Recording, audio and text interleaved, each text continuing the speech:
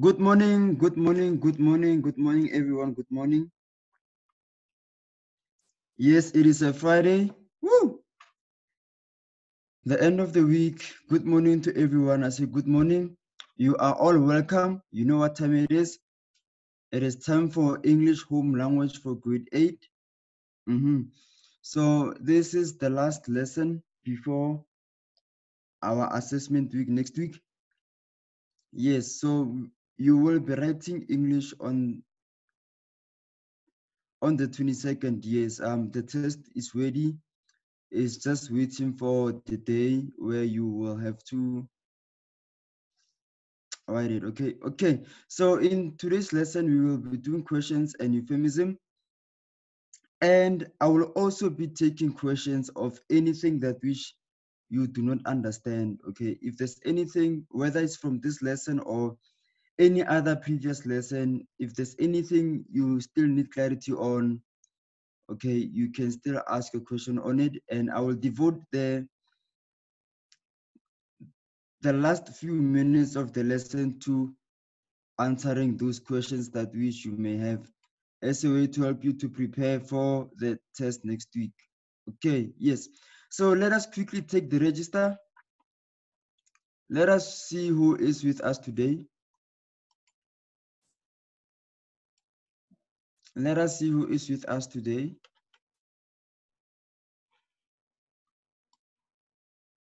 Let us see whether I am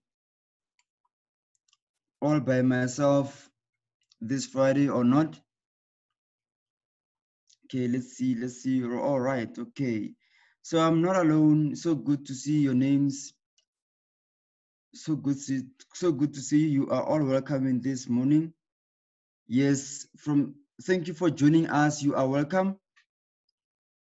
As you join us from the comfort of your own room, from the comfort of your own house. Yes. So thank you so much for joining us. Thank you.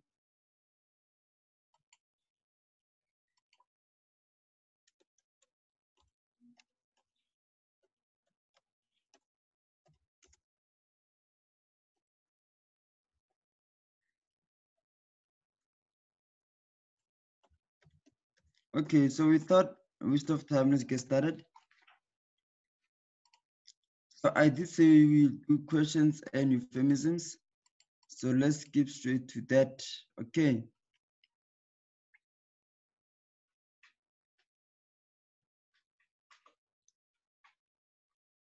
So this is what our lesson for today would be all about.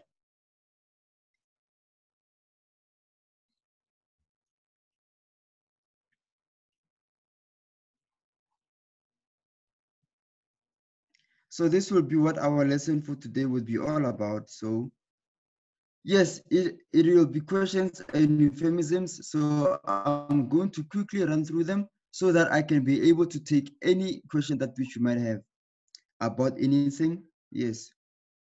Or about the content of anything that which you need clarity on.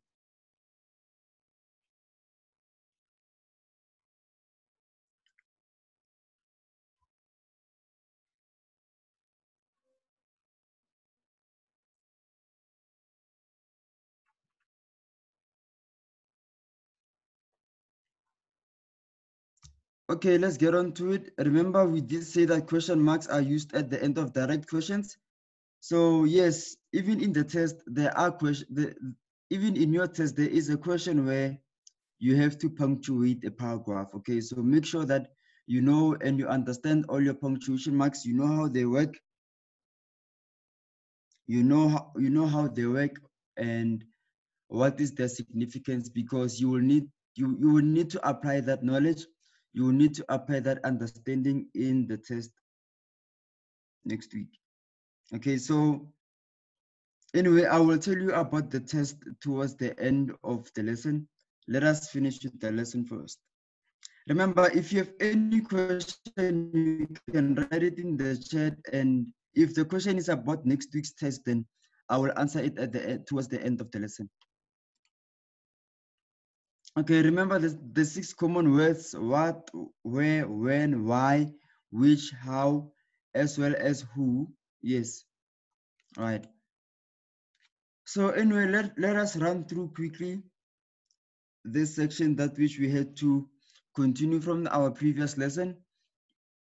So remember, we did say that although those are the 7 common ways to asking questions, but not every question has them, and you can ask a question without using those 7 common question words. So okay, so here we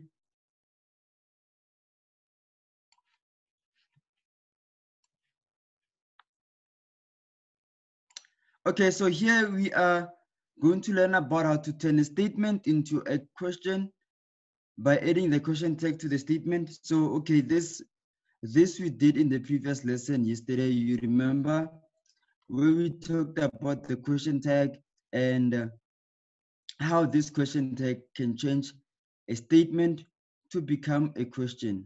Okay, so you will realize that this question tag, we derive it from the words which are in our statement.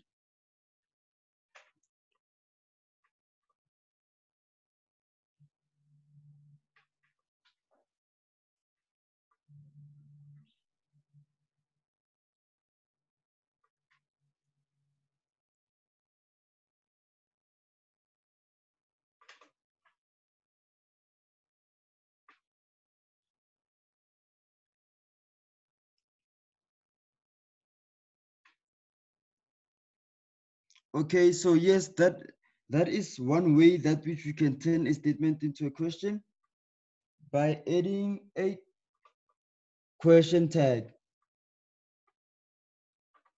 Okay, so here are our examples about how to turn a statement into a question by adding the question tag to the statement. Okay, so remember that adding a question tag to the statement does not mean that you are questioning your own statement. Okay, what that does is that your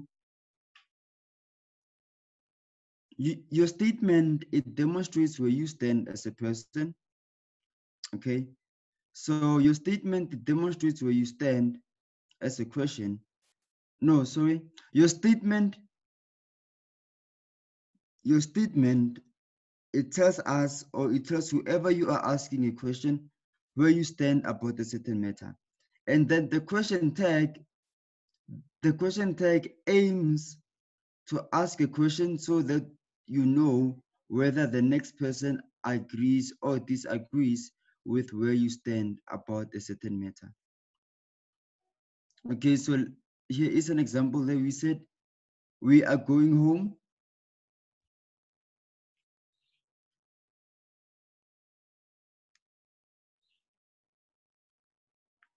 Okay, so in our example, we said we are going home. Okay, so this is our statement. Therefore, when we turn the statement into a question by adding the question tag, it becomes, we are going home, aren't we? Okay, so you realize that on my question, we are going home, it tells you what I think, it tells you about where I stand. Where I stand, I want us to go home. Okay, so aren't we? This asks whether we are going home or not. Okay, but then I am asking this, having let you know where I stand. Okay, so you will know where I stand. You'll know that I want to go home. And then I am asking you if we are going home by the introduction of the question tag, aren't we? Yes.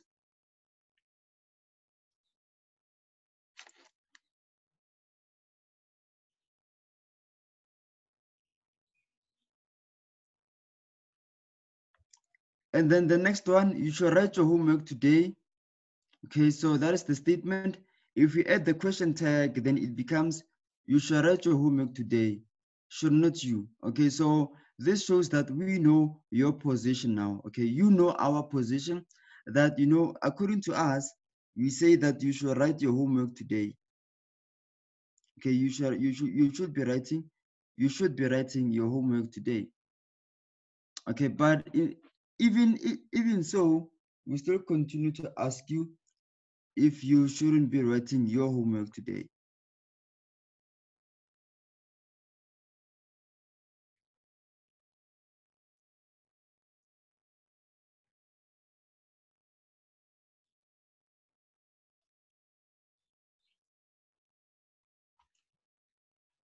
Okay, we continue. You should wash your hands regularly with soap and water. Okay, so by adding the question tag there, it becomes you should wash your hands regularly with soap and water, shouldn't you?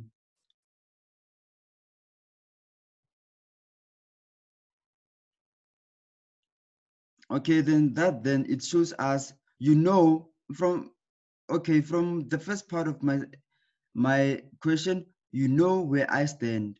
Okay, and then in my second part, I am asking you to know where you stand. Yes. Okay, another way to turn a statement into a question by rearranging the words and adding a question mark at the end. Okay, so you take the statement, you rearrange the words of that statement, and then you add the question mark at the end. Okay, but don't just do that. Just read yourself and ascertain to determine if it does make sense and if it does sound like a question.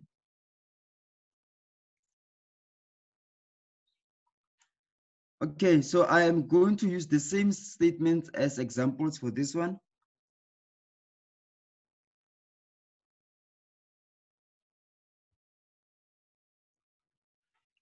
For example, we are going home. So the statement becomes, are we going home?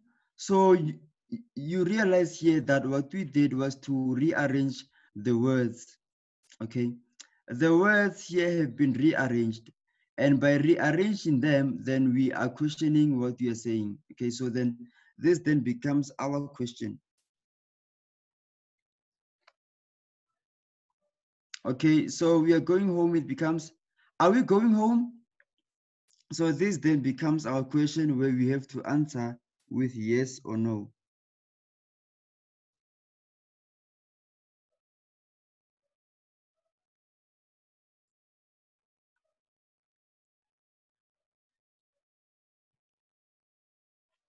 Okay, then the second one, you should write your homework today. Okay, so you should write your homework today. That is our statement. So to turn it into a question by rearranging the words, it is going to be, are you writing your homework today? Or it can be, should you be writing your homework today? Okay, so you should make sure that you retain the tense of the statement, okay? So yes, if the statement is in the future tense, then retain that future tense even in your question, okay? Yes. If you have any question, please do not hesitate to type it in the chat or to simply raise your hand.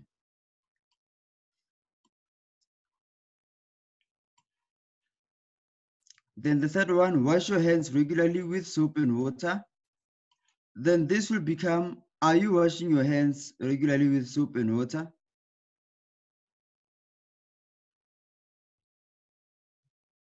So yes, so you realize that by rearranging all these words, then what we have will become a question.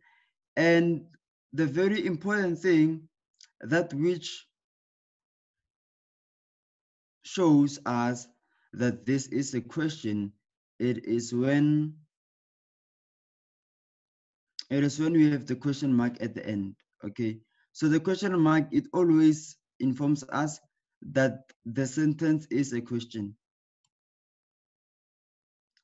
The next one, sanitize your hands, it will become, did you do you sanitize your hands, or did you sanitize your hands, or are your hands sanitized? So yeah, you rearrange the words there, and you can also add a word or two to make sure that your question is grammatically correct, so that your question can be well understood, so that it can be well answered. So any question on that?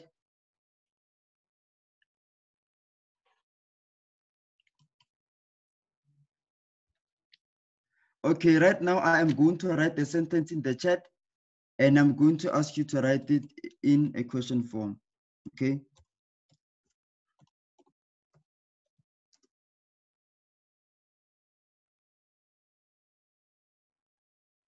Okay, okay, let me say, your name is asunder. Okay, so there is the sentence in the chat. So can you write that sentence in a question form, please? Let us write that sentence in a question form.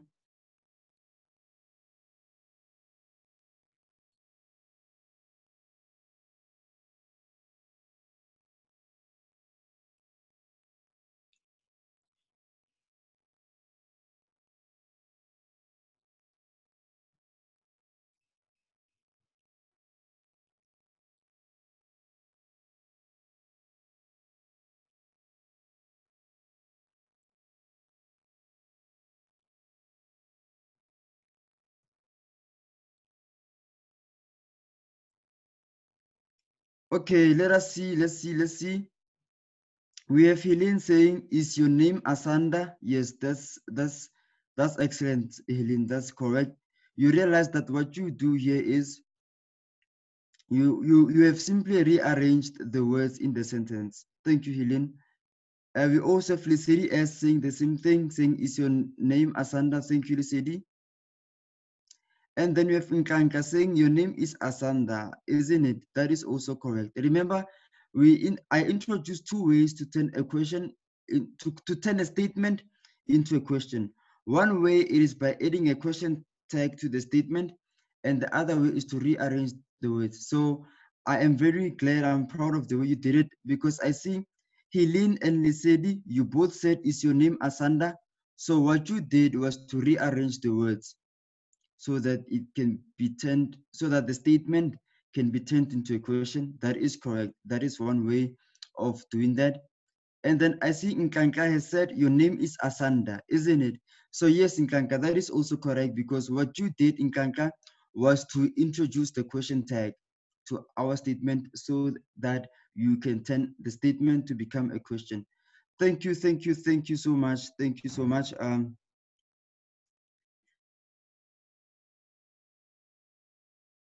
Okay, so yes, thank you so much for understanding. Thank you so much for answering the question. Now we can move on to the next section, which is euphemism. Okay, so a euphemism is a respectful and inoffensive word or phrase that is used for another word or phrase that may be considered sad, offensive, shocking, or hurtful. Okay, so you realize that with a euphemism, we use euphemisms to try to really be more compassionate, to be more sympathetic, to really think for other people. You know, there are some things, I mean, we know the world, okay? We are almost 7 billion people in the whole world, with different cultures, different religious beliefs, different ethnicities, you know, and different values and all that, okay? So you will realize that if you say something, if you say something,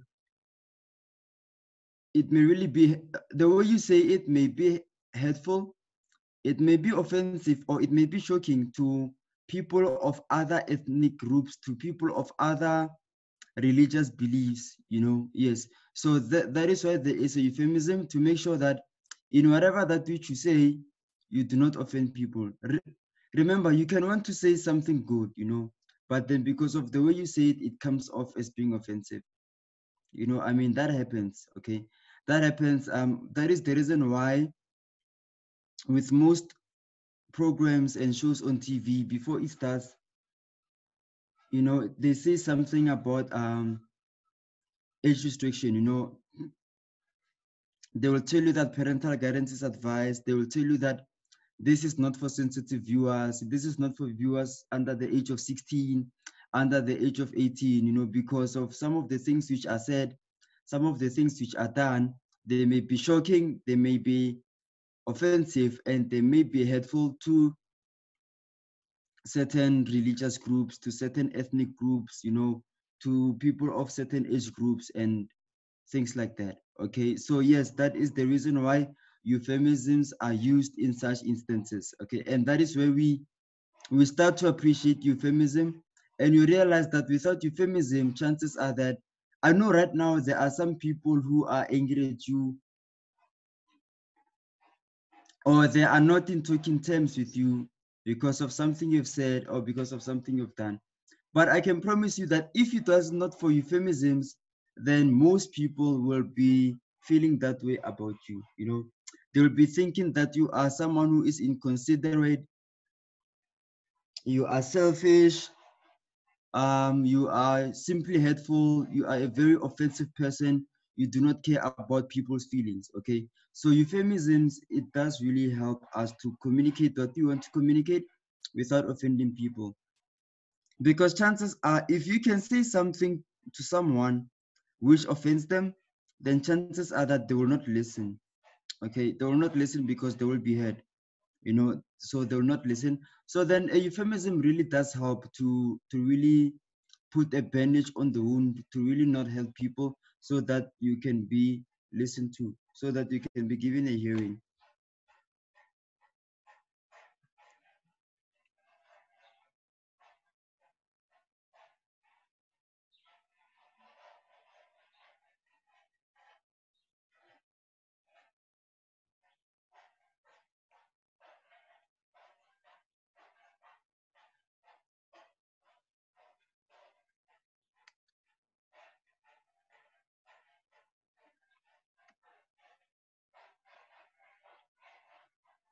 All right, so that is what euphemisms are all about, and yes, let us learn a bit more about them. So euphemisms are usually used when expressing what is socially difficult to express in direct terms. You know, I mean, you know, some things are very difficult to really say directly.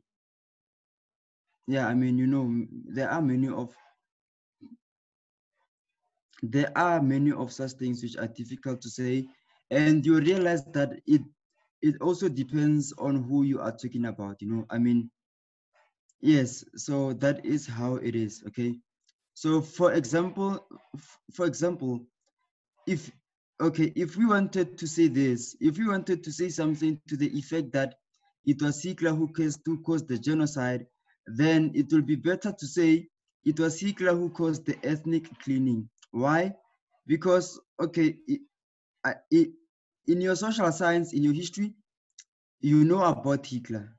You know about Hitler, how he has caused the deaths of so many Jewish people. Okay, and I really can say that anyone who is Jewish, when they hear about Hitler, they they really tend to get hurt, you know, because it does remind them of their history, you know, with this person.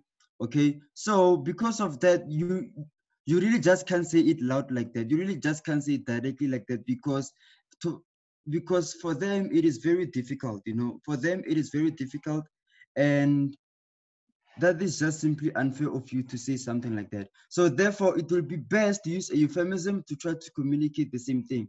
So by using a euphemism, you will be communicating the same thing, but you would be avoiding to hurt their feelings. You'll be avoiding to make it difficult for them. Okay.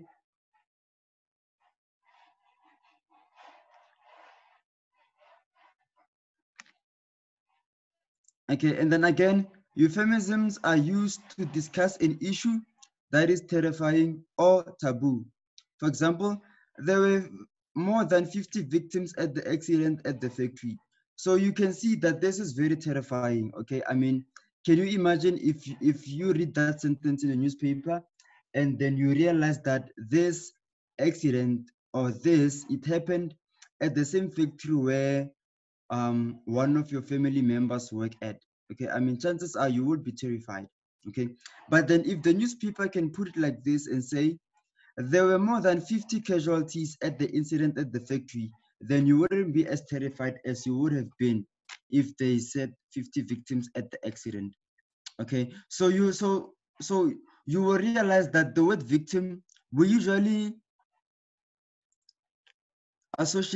we usually associate the word victim with something horrible, something terrifying. Okay, we take a victim to be someone who was unfortunate, someone to whom something bad, something horrible, something terrifying, you know, has something dangerous has happened to. Okay, yes, I mean if it is you and I, and right now I say that I love you, you are not the victim of my love, because love is a good thing. I mean, if I say I love you, I'm sure that that will make you feel good, that will make you feel good, that I love you, that I appreciate you, and that I really do care about you. Okay, so you're not a victim in that, because love is a beautiful thing. So you're just the receptive, you are just the recipient of my love. Okay, so you realize that the word victim is really associated with every bad thing, you know, every bad thing. I mean, what is the opposite of a victim? If you're not a victim, you are what? A perpetrator. And a perpetrator is someone who also does bad things to other people. So you realize that the word victim then is terrifying. Every time you see the word victim, you get terrified. Now you start to wonder what happened now? What bad thing did happen? Was it murder? Was it culpable homicide? Was it rape? Was it assault? Was it physical abuse? Was it this? Was it that? So when you see that word, when you see the word victim, you start to become terrified, because the word victim cannot be associated with any good thing, but any bad thing is associated with the word victim. Okay. But instead of using the word victim, if you use the word casualties, it almost like it tones down on that terrifying effect that the word victim conveys. Okay, I mean, casualties. If you say casualty, I will think of someone who was just walking, was just not knowing what's happening, and then unfortunately something just got to them, but then it was not really as bad, because when you think of a casualty, you think of someone who just went through something as a byproduct. If let us say, for example, there are two people they are fighting. Okay, there are two people they're fighting, and you try to make peace between them. You try to hold one of them, and then as you try to hold one of them, then they hit you with an elbow unintentionally. In that case, you are a casualty. Why? Because that elbow hit was not meant for you. The person was fighting, you're trying to stop the person, so you just got hit mistakenly with an elbow, so you become a casualty. So do you realize that casualty then becomes a better way to use than victim? It is not as terrifying, because when you think of casualty, we think of someone who was at the wrong place at the wrong time. That something we think of someone who was just affected by something which was happening around them, and not something which was happening to them. Okay, and then here's another word, accident. Accident also, it is also used for, we also associate the word for bad things. I mean, accident on the road, um yourself spilling hot tea on yourself. Okay, I mean that is an accident. That is a bad thing, because you can really get burns on your skin. You can really get burned. So that is an accident. So you realize that accident, in every capacity, accident, it is used to describe all these unfortunate unplanned events. And we start to think that every time when we hear the word accident, we are expecting to hear about injuries. We are expecting to hear about people dying. You're expecting to hear about people being disabled. We are expecting to hear about all these bad things. Okay, but if instead of using the word accident, if you use the word incident, then that kind of tones down on the terrifying mood that the word accident conveys.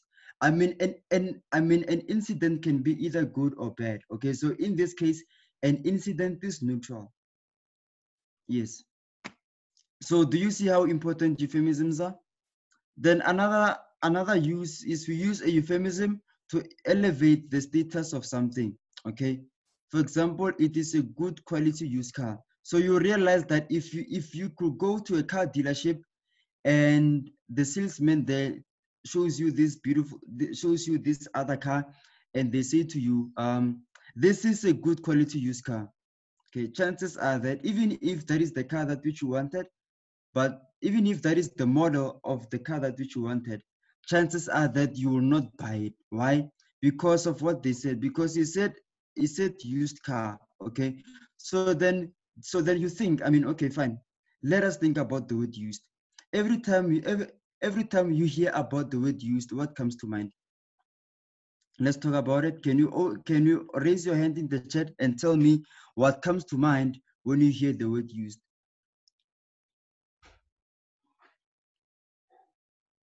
You can simply raise your hand and I'll give you a chance to let us know what comes to mind when you hear the word used. Okay, when you hear the word used, what comes to mind? What do you think of? Okay, so yes, that is the question. That is the question. Okay, so you realize that because of the word used. Okay, I know the word good it means good. The word good, the phrase good quality, it also means good. Okay, and the word car also means good because you want the car. Okay, but then there is this word called used. All right, so what then does this word mean to you? What comes to mind when you see the word used? Okay, I go to the chat. I see Asanda. Asanda says when Asanda sees or hears the word used, what comes to mind is the word old. Okay, yes. So yes, Asanda, yes, the word old also comes to mind when you hear the word used. For me, when I hear the word used, what comes to mind is garbage dump or a rubbish bin or a garbage bin. Why? Because what do they say? Okay, throw away every used polystyrene cup, throw away every used paper plate, throw away every used whatever. So then you realize that, oh, if something is used, then it means that it has served its purpose and then now it's useless. It has served its purpose. And since it has served its purpose, if I try to use it this time around, it may not work as good as it was working the first time. Okay, so now you are going to buy a car and then you hear the word used. So then you start to think, okay, why then did the previous owner of this car sell it? Why isn't the owner still owning this car? Why should I buy this car if it's used? Will not it give me problems? Wouldn't it cost an arm and a leg for me to fix it and to maintain it? And how long would it last me in this good quality used condition? Okay, so you realize that by saying that, it will make you to question your decision. You will not want to buy that car. You will feel like you are wasting money. You will feel like if you are going to buy that car, then you will have to spend less money than the money you have right now. Okay, so then you realize that what this does to your mind, it gives you the impression that the status of this used car is very low, and therefore if you could buy this car, it is going to give you problems sooner rather than later. Okay, yes. Now the salesman, because they know these things, what is he going to do instead? Is going to use a euphemism, okay, so that they can really say something to that effect without really turning you off. Okay, so they can say something like, it is a good quality previously owned car. Okay, that sounds better. Okay, so what makes it sound better? What makes it sound better is the fact that they said previously owned. Okay, so previously owned, it means that if something can have an owner, then it means that that thing is really so good that you can own it. Okay, so just a moment. Okay, and then again, or the salesperson can say, it is a good quality pre-owned car. So pre-owned, it means the same as previously owned. Remember, with our prefixes, we said that pre means previously or before, and then we have owned. So pre-owned means previously owned or owned before. Okay, then again you can say, it is a good quality refurbished car. All right, yes. So usually, if something is refurbished, what that means, it means that, okay, that that product was used, and then after it was used, it was taken back to the factory, it was taken back to the manufacturer, so that the manufacturer can really renew it, to make it as new as possible. Okay, yes. Yes, so then if then the car salesman can come to you that there is a good quality refurbished car, then you think, oh, okay, someone has owned it before, but then the fact that it has went back to the manufacturer to be refurbished, then it means that this car is good, it is good quality. I can really drive it. It is as good as new. And then the advantage will be I will be paying less money for that. And then another thing they can say is it is a good quality second-hand car. Okay, so you remember, so okay, second-hand has to do with pre-owned. Okay, so if someone can own something for the first time, then it means it's good. So if someone has owned it for the first time, then someone else can also come and own it for the second time. Okay, I mean, I think this is how people think. It is like with you. If you go to the grocery store, let's say you are going to the grocery store after this lesson to buy bread, and then the brand of the bread that you should buy is not there, and then there is this brand of bread that which you do not know. Okay, chances are that you will not buy it. Why? Because you do not know it, and you do not know, and you have not seen anyone say anything about it, and and you've never seen anyone buy that brand of bread. But then if you can see someone buy that brand of bread you do not know, and then you ask them about it, that, oh, how is bread X? And they tell you that bread X is good, it's filling. You can spread your jam, you can spread your butter on it without without without the bread crumbling and things like that. Then what are you going to do? You will be hyped up, you will be sold out on the idea. You'll be like, okay, since my favorite brand of bread is not available today, let me just buy this one because someone says it's good. Yeah, so that is the impression that the word secondhand does give to us. That if someone can have something for the first time, or if someone can use something, then it means it is good enough for other people to also own it. Yes, yes, it is almost like also like at school. Have you seen that when there is a new learner at school, there is no one who really is making friends with that learner? Okay, but then if someone can go and make friends with that new learner, very soon everyone else will also come, and by the end of that new week, that new learner will be having a couple of friends. Okay, how did it start? It started by one person going to that learner and making friends, and then the other, they see that, oh, okay, so then this learner is not really that bad, we can really be friends with him, we can really be friends with her, and then you make friends. Okay, yes, I know it kind of sounds unfair or whatever, but that is how it happens.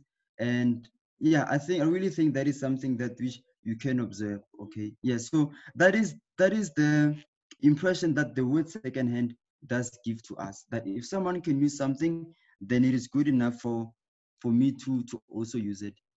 All right, so that is the end of our lesson today. So we covered, so this is what we covered, that there are question marks which are used at the end of every direct question. We use question marks. All right, okay. Then we also remember that you can turn a statement into a question by adding a question tag to the statement. Okay, you have seen that. That is one way of turning a statement into a question. Another way is you can turn a statement into a question by rearranging the words and adding a question mark at the end. Yes. And then we also learned that a euphemism is a respectful and inoffensive word or phrase that is used for another word or phrase that may be considered sad, offensive, shocking, or hurtful.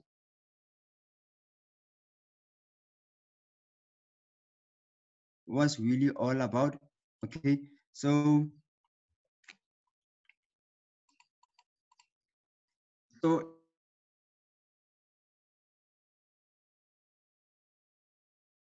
jiki.moyeng@gmail.com, or you can email stemdigitalschool@africateengeeks.co.za. Okay, so we are left with 5 minutes to talk about the assessment for next week. So your assessment for next week would be out of 25 marks. Yes, and there will be 2 sections. So section 1 will be creative work for 10 marks. So that is about 40% of the paper. So there you will be asked to write the transactional text. Okay, so yeah, and then I can tell you that the transactional text that which you are going to write there, it is the one that which we have done before. Therefore, just go through, okay, just look at our lesson on the process writing method and look at the list of the transactional text there and make sure that you know their formats, because there will be one transactional text that which you will be asked to write. And I'm telling you, you are going to enjoy it. The topic of that transactional text it is very interesting. I made sure that it's something very interesting so that you can do well in it, so that that writer who is in you can really, really come out, so that you can show us what you are made of. Okay, so that is section 1 for 10 marks, which is 40% of the assessment. It will be you writing a transactional text for us. Okay, it's going to be good. I promise you, it's going to be good. Yes, going to be good. So yes, look at that list of transactional text and make sure that you know the format, the correct format to use for each and every one of the transactional text, because okay, 40% of the marks in that transactional text, they go to your layout, they go to the layout of your text, the format that which you've used, and then 60% of your transactional text will go towards your content, your language structures. Did you use the grammar well, the punctuation, the spelling, and everything? Okay, so that is section 1, is creative work, where you will be writing a transactional text. Okay, and remember that when you do, please use the process writing method. You will realize that if you can use the process writing method, it will help you to really do better. It will help you to do well. Yes, and then there is section 2, which is 15 marks, which is 60% of the assessment. So there it will be language. Okay, so it will be language, it will be grammar. So all those things that which you have been doing, most of them are there. I mean, yes. Unfortunately, I cannot tell you what will be there, but language structures, everything that which you have done. Language structures, everything that which you have done, it is there. Okay, yes, you will be asked to punctuate, the paragraph, yes, many things are there, many things that which we did, they are there. Okay, so please make sure that which you understand everything, so that you can be able to, you can be able to write and do well. So yes, everything we've done so far, including most of the things we did here at STEM Digital School, it will be there in your assessment next week, And I would like to wish you all the best. Please prepare well. Prepare well. Remember, section 1 is a transactional text, It's a transactional text. Make sure you know the formats of each and every one of them, so that you can be able to do well.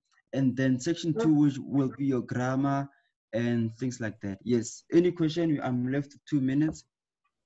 So, do we send you the Yes. work after we're done writing it? No, the work, you will be sending the work the next day.